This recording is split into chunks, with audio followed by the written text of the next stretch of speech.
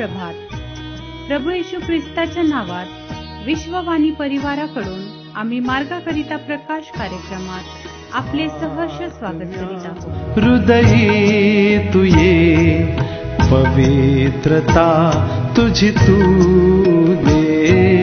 आत्म्या हृदयी तू ये, पवित्रता तुझी तू दे. क्षमा तू कर मला, लागू दे तुझा लळा. हो हो हो, क्षमा तू कर मला, लागू दे तुझा लळा. अनुग्रह मजला पाहिजे, सामर्थ्य मजला पाहिजे. अनुग्रह मजला पाहिजे, सामर्थ्य मजला पाहिजे.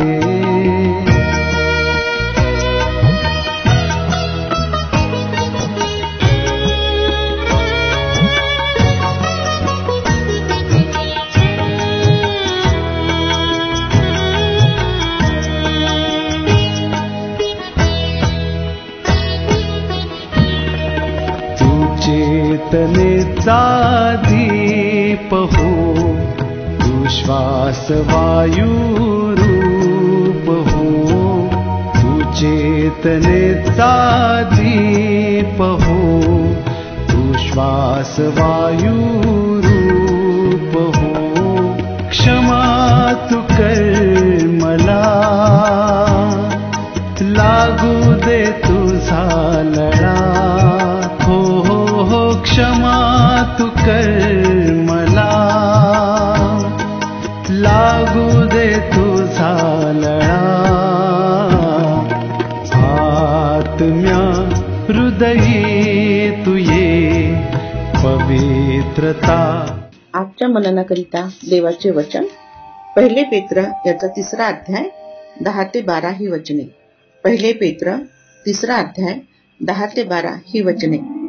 कारण जीवित आवडते व्हावे व चांगले दिवस पहावे अशी ज्याची इच्छा आहे, त्याने दुर्भाषणापासून आपली जिव्हा व कपटी भाषणापासून आपले ओठ आवरावे. त्याने वाईटाचा त्याग करून बरे ते करावे. त्याने शांती प्राप्त्यर्थ प्रयत्न करून तिचे अवलंबन करावे. कारण परमेश्वराचे नेत्र धार्मिकांवर असतात व त्याचे कान त्याच्या विनंतीकडे असतात. तरी वाईट करणाऱ्यांवर परमेश्वराची नजर आहे. प्रभू परमेश्वर या वाचलेल्या वचनाद्वारे आपला आजचा दिवस आशीर्वादित करो. प्रभू येशू ख्रिस्ताच्या मधुर आणि गौरवी नावामध्ये सर्व श्रोत्यांना सलाम. आज प्रभूचे वचन आपण बघितले आहे पेत्राचे पहिले पत्र याचं 3रा अध्याय वचन 10, 11 आणि 12 या वचनांमध्ये प्रभू आम्हाला या वचनांमधून आम्हाला एक गोष्ट सांगू इच्छितो आहे की आमच्या जीवनामध्ये जर चांगले दिवस जर पाहिजे आहेत, आम्हाला सुख जर पाहिजे आहे, तर आम्ही कसे जीवन जगावे. इथं प्रभूचं वचन स्तोत्रामध्ये आठवण करून देतो आहे पेत्र 34 अध्याय वचन 12 ते 16 या वचनांमधून आम्ही पाहतो की तिथे आठवण करून देतो की सुख भोगावे आणि जीविताची आशा धरून दीर्घायुष्य चाहणारा असा मनुष्य त्याने आपली जीभ दुर्भाषणापासून व आपले ओठ कपटी भाषणापासून आवरावे. वाईटाचा त्याग करून बरे ते करावे आणि शांतीच्या प्राप्तीसाठी प्रयत्न करून त्याचे अवलंबन करावे, असं प्रभूचं वचन आम्हाला सांगतो. आणि इथे पेत्राच्या पण पत्रामध्ये आम्ही पाहतो की आम्हाला शांती प्राप्तीसाठी झटून प्रयत्न करायचा आहे. यासाठी की आम्ही आमच्या जीवनामध्ये चांगले दिवस आम्ही जर पाहिजे आहे, तर आम्हाला शांती प्राप्ती करून घ्यायची आहे. आणि विशेष महत्वाची गोष्ट की वाईटापासून आपली जीभ व कपटी भाषणापासून आपले ओठ आवरासाठी प्रभू सांगतो आहे. जर आम्ही वाईटापासून आपली जीभ जर आवरली नाही, आम्ही पुष्कळदा काय करतो, आम्ही दुसऱ्यांबद्दल वाईट बोलतो, दुसऱ्यांना वाईट बोलतो आणि आम्ही बोलण्याचं त्यांना दुःख होतोय, त्यांचे मन खचतो आहेत, पण आम्ही ते मनावर घेत नाही. त्यांचे मन, त्यांचे अंतःकरण खचतो आहे. त्यासाठी प्रभू म्हणतो की आपली जीभ आणि कपटी भाषणापासून आपले ओठ आवरावे. आम्ही कपटी भाषण करण्यास पण आम्ही विचार करत नाही, दुसऱ्यांबद्दल वाईट बोलतो, वाईट विचार करतो, कपटीपणाने वागतो, त्यासाठी प्रभू म्हणतो की ते तुम्ही करू नका. जर तुम्हाला चांगले दिवस तुमच्या जीवनामध्ये पाहिजे तर, तुमच्या आयुष्यात दीर्घायुष्य जर पाहिजे आहे, तर या गोष्टींपासून तुम्ही परावृत्त व्हा असं प्रभू म्हणतो आहे. आणि मग प्रभू म्हणतो 11व्या वचनामध्ये, त्याने वाईटाकडे आपली पाठ फिरवून बरे ते करावे, त्याने शांतीच्या प्राप्तीसाठी झटावे व तिचा मार्ग धरावा. आम्हाला शांती प्राप्ती करून घ्यायची आमच्या जीवनामध्ये. आमच्या जीवनामध्ये जर शांती प्राप्ती आहे तर आम्ही इतरांना शांती देऊ शकतो. अन्यथा आमच्या जीवनामध्ये जर शांती नाही तर आम्ही दुसऱ्यांना काय देणार? म्हणून प्रभूचं वचन सांगते आहे, शांती प्राप्तीसाठी तुम्ही झटा. आणि जर आम्ही शांती प्राप्तीसाठी झटू तर सर्वांना, मग ते कोणीही असो, त्यांना आम्ही शांती देतो. जसं प्रभूचं वचन सांगतो रोमकरास पत्र 12 अध्याय वचन 18 मध्ये प्रभूचं वचन आम्हाला पाहायला मिळते की शक्य तर सर्व माणसांबरोबर तुम्हाकडून होईल तितके शांतीने राहा. शक्य तर सर्व माणसांबरोबर, कोणा एका दोघांबरोबर, आपल्या घरच्यांबरोबरच नाही म्हणतो आहे. प्रभूचं वचन सांगते सर्व माणसांबरोबर. मग ते आम्हाला छळ करणारे असोत, आमची निंदा करणारे असोत, आमचे विरोध करणारे असोत, त्यांच्याही सोबत शांतीने राहायचे. त्यानंतर प्रभू आम्हाला एक वचन सांगतो की इब्री लोकांस पत्र 12 अध्याय वचन 14 मध्ये पण म्हणतो की सर्वांबरोबर शांतीने राहण्याचा व ज्या वाचून कोणालाही प्रभूला पाहता येत नाही ते पवित्रीकरण मिळवण्याचा झटून प्रयत्न करा.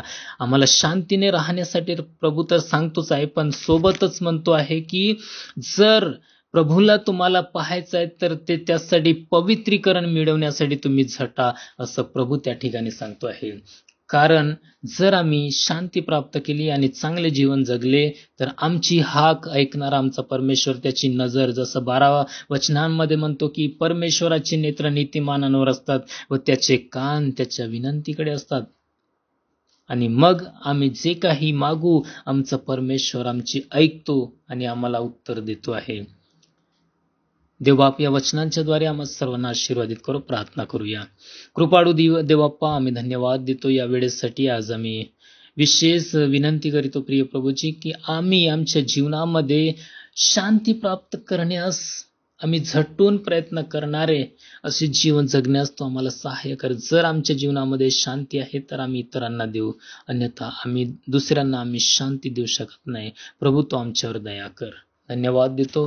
प्रार्थना येशू ख्रिस्ताच्या नावात मागतो, स्वीकार कर. आमेन. लागू दे तुझा लळा, हो हो हो क्षमा तू कर मला. लागू दे तुझा लळा, आत्म्या हृदयी तू ये, पवित्रता तुझी तू दे. आत्म्या हृदयी तू ये, पवित्रता तुझी तू दे. आत्म्या हृदयी तू ये, पवित्रता तुझी तू दे. मागा म्हणजे तुम्हास दिले जाईल, शोधा म्हणजे तुम्हास सापडेल, ठोका म्हणजे तुमच्यासाठी उघडले जाईल. आमचा टोल फ्री नंबर 1-800-2700-333. आम्ही आपणासाठी या नंबरवर प्रार्थना करण्यास उपलब्ध आहोत. धन्यवाद.